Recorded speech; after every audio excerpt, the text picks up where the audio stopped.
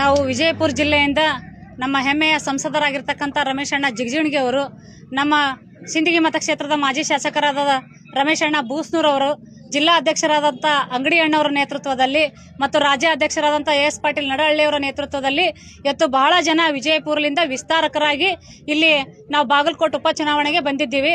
ಅದರಲ್ಲಿ ರಾಂಪುರ ಜಿಲ್ಲಾ ಪಂಚಾಯತ್ ಚಾಲೆಂಜ್ ಅದಂತ ಹೇಳ್ತಾರೆ.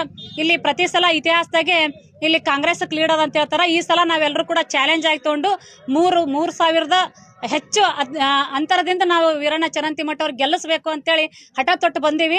ನಾವು ಬಂದಿದ್ದಕ್ಕೂ ಇಲ್ಲಿ ಏನೈತಿ, ಇಲ್ಲಿ ಎಲ್ಲಾ ಮತಕ್ಷೇತ್ರದೊಳಗೆ ಹೇಳಕತ್ತಾರ ಇವತ್ತು ಅಭಿವೃದ್ಧಿಗೆ ಅನುಕಂಪಕ್ಕೆ ಬಿದ್ದೈತ್ರಿ ಮೇಡಮ್, ಇದೊಂದು ಯುದ್ಧ ಇದ್ದಂಗ, ಅದಕ್ಕೆಲ್ಲರೂ ಅಭಿವೃದ್ಧಿ ಕಡೆ ನೋಡಕತ್ತಾರ, ನೀವ್ ಯಾರು ಚಿಂತೆ ಮಾಡಬೇಡ್ರಿ ಅಂತೇಳಿ ಮತದಾರರು ಹೇಳ್ಯಾರ. ನಾವು ಬಹಳ ಪ್ರಚಂಡ ಬಹುಮತದಿಂದ ವೀರಣ್ಣ ಚರಂತಿಮಠ ಅವ್ರಿಗೆ ವೋಟ್ ಕೊಡ್ತೀವಿ ಅಂತ ಅತ್ಯಂತ ಇದರಿಂದ ಹೇಳಿ. ಕಾಂಗ್ರೆಸ್ ಸರ್ಕಾರ ಮಹಿಳೆಯರಿಗೆ 2,000 ರೂಪಾಯಿ ಕೊಡ್ತಾರೆ, ಬಸ್ ಫ್ರೀ ಮಾಡಿದ್ರಿ, ಅದೆಲ್ಲ ನೋಡಿ ಅವ್ರು ವೋಟ್ ಹಾಕಲ್ಲಂದ್ರಿ? ಹಾಕಲ್ರಿ. ಯಾಕಂತಂದ್ರ ಅವ್ರ ಮಕ್ಕಳು ಶಾಲಿಗೆ ಹೋಗೋದು ನೋಡಾಕ್ತಾರಿ, ಅವ್ರ ಗಂಡದೇವರು ಡ್ಯೂಟಿಗೆ ಹೋಗೋದು ನೋಡಾಕತ್ತಾರಿ.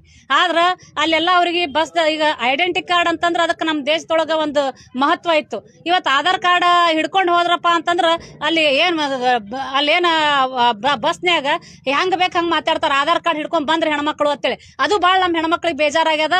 ಅವ್ರಿಗೆ 2,000 ರೂಪಾಯಿ ಕೊಡೋದು ಹೆಂಗಾರ ಇರಲಿ, ಬಸ್ ಫ್ರೀ ಮಾಡೋದು ಹೆಂಗಾರ ಇರಲಿ, ಇದರಿಂದ ನಮ್ಮ ಮರ್ಯಾದೆ ಹೊಂಟದ ಅಂತೇಳಿ ಅದೇ ಹೆಣ್ಮಕ್ಳೆ ಹಿಡಿ ಶಾಪ ಆಗ್ಲಕತ್ತಾರ. ಕಾಂಗ್ರೆಸ್ ಕಿತ್ತೊಗೆಯುವಂತ ಕೆಲಸ ಈ ಸಲ ಮಾಡೇ ಮಾಡ್ತಾರಂತ ನಾನು ಅತ್ಯಂತ ಹೆಮ್ಮೆ ಅಂತ ಹೇಳಿಕ್ಕೆ ಇಚ್ಛೆ ಪಡ್ತೀನಿ.